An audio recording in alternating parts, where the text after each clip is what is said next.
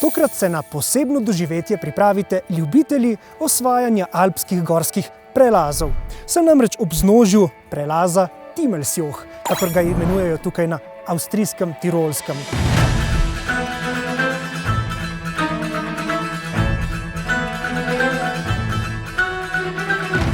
Zgodovinsko gledano je cesta, ki vodi prek tega prelaza, precej mlada. Na italijanski strani je bila zgrajena v 30 letih prejšnjega stoletja, no avstrijska stran pa je bila dokončana šele leta 1959 in šele takrat uradno odprta za promet. S tem je bil prelaz Timmelsjoch eden zadnjih alpskih gorskih prelazov, ki je dobil sodobno cesto. In prav zato ta prelaz imenujejo tudi skrivni prehod. Pot je bila namreč dolgo težko prehodna, uporabna predvsem za lokalno prebivalstvo in nikoli ni postala osrednja tranzitna pot za tovorni ali intenzivni osebni promet. Se je pa prek tega prelaza od nekdaj trgovalo in zaradi njegove odročnosti tudi pogosto tihotapilo. Torej, to je bil prelaz za trgovanje v nekoliko manj formalnih okoliščinah. Danes je predvsem pomembno, da s tem prelazom prečkamo sedlo med dvema tisočakoma. In tako se bomo povzpeli tokrat na 2474 metrov nadmorske višine. In seveda, ob tem bo pot v celoti prekrita s snežno odejo.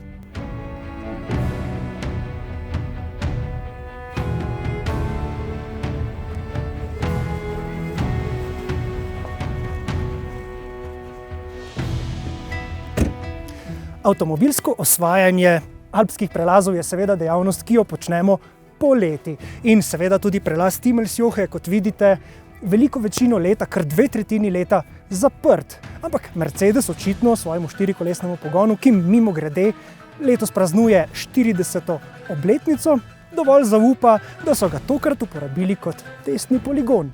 Ampak še preden odpremo ta vrata in se zapodimo proti vrhu, pa se za začetek lepo po vrsti spustimo v dolino. Gremo skoraj 2000 metrov nižje, da vam razložim, s kakšnim avtomobilom bomo pravzaprav danes imeli opravka. Še preden pa se lotimo vožnje, pa kratek opomnik, naročite se na naš YouTube kanal, da ne boste zamudili nobene izmed zanimivih premier. In ja, tudi po zimi se obetajo številne zanimive zgodbe. Sem v prestolnici Tirolske, Innsbrucku, in sedim za volanom Mercedesa CLA, ki nas je že v električni izvedbi navdušil s svojo učinkovitostjo, pa tudi s svojo vozniško dinamiko. No, tokrat pa preizkušam Mercedesa CLA, ki ima hibridni pogon. Pravzaprav gre v tem primeru za 48-voltni hibridni pogon, ki smo ga običajno imenovali blagi hibrid. Ampak tukaj na ulicah in avenijah Innsbrucka sem kaj hitro ugotovil, da se ta hibrid nič kaj blago ne obnaša. Namreč kar pogosto izklaplja svoj 1,5 litrski turbo 4-valjnik. Za kakšen hibridni pogon pravzaprav gre? The existing mild hybrids in our portfolio do have an integrated starter generator with 48 volt. This is located at the back of the engine, but cannot be disconnected from the engine. So if the starter generator uses the electrical energy to drive the engine, it can only drive the crankshaft of the engine together. It can boost, it can recuperate, but you cannot drive only electric with that mild hybrid system.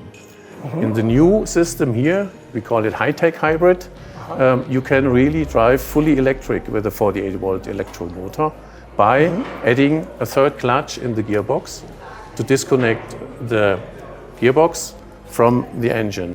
Ta pogon ima poleg bencinskega motorja še baterijo s kapaciteto 1,3 kWh in elektromotor, ki je integriran v menjalnik in ima 22 kW moči. No in ko tako umerjeno vozim po mestu v dopoldanski mestni gneči, se torej vozim kar precej na elektriko, dokler teh 22 kW moči zadošča. Another development target for that engine was the comfort for the driver. We put several measures to the engine to achieve that. One is the engine cover. It's not produced as known from other engines as a rigid plastic part, but it's a soft foam material which also can isolate noises coming from the engine. We have noise insulation on the right side of the engine in front of the belt drive. On the lower side on the oil pan, and also on the back side, on the hot side of the engine, we have a noise insulation foam. I hope you can experience it when you drive the car, that the engine sounds like it's a big distance from the driver away. It has a really, really pleasant sound, but if you rev it up a little bit, then of course it becomes lively. It's still a combustion engine. Zdaj pa sem zavil na avtocesto, kjer sem iz komfortnega preklopil v eko način. Glavna razlika, kar se tiče delovanja pogona, je v tem, da ta način precej bolj izkorišča jadranje oziroma inercijo avtomobila. Takrat odklopi elektromotor in bencinski motor od koles in izkorišča pridobljeno hitrost. With the integration of the third clutch, we were able to disconnect the engine so you can sail. And if the engine is disconnected from the gearbox, the system decides, do I need electric power? Are you pushing the pedal? Yeah, then we will drive the car with the electric motor. If you put your foot away from the pedal, you coast down and we will not add energy by the electric motor, and then it's coasting. In to je mogoče tudi po zaslugi odlične aerodinamike tega avtomobila, ki je omogočila tudi naš uspešen test, ko smo električno različico CLA-ja preizkušali na slovenski in deloma tudi hrvaški avtocesti. No, takrat smo želeli z enim polnjenjem pri maksimalnih avtocestnih hitrostih prevoziti več kot 500 km. No in CLA se je na tistem testu izkazal kot tako učinkovit, da ta izziv pravzaprav sploh ni bil več izziv. In če vas zanima več podrobnosti iz tega testa, vam na koncu tega prispevka seveda stisnem tudi povezavo do tistega videa. Za prenos moči v primeru hibridnega CLA skrbi 8-stopenjski menjalnik in v vseh 8 prestavah je elektromotor sposoben pridobivati energijo nazaj. Ta energija pa bo koristna tudi takrat, ko potrebujemo nekaj dodatne moči. Na primer, ko pridemo do dinamičnih ovinkov in preklopimo v način sport.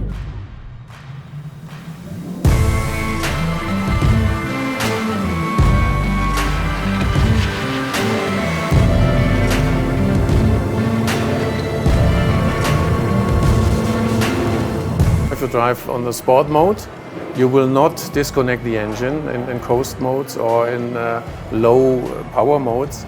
You will all the time have the full engine functionality of the combustion engine and boosting function with the electric motor. So it will just act as a boost. Yeah. Moram priznati, da sem pri vožnji navkreber po teh zavitih cestah izjemno užival. Mogoče sta mi pri vsem tem manjkali le tisti obvolanski ročici, ker menjalnik pač ne more vsakič brati misli voznika, sploh če se vozimo dinamično in ne more pravzaprav predvidevati, kaj točno bomo pred vstopom ali ob izstopu iz nekega zavoja naredili. No, pa kljub temu sem po zaslugi tega pogona zelo užival, tako pa ta pogon ni le zelo ekonomičen. Na primer, preden sem zapustil Innsbruck, se je poraba gibala nekje okoli 5 litrov, ampak tudi po zaslugi električne instantne pomoči zelo dinamičen. No, zdaj pa se lotimo tistega najslajšega dela. Zapodimo se na Dimmelsjoch.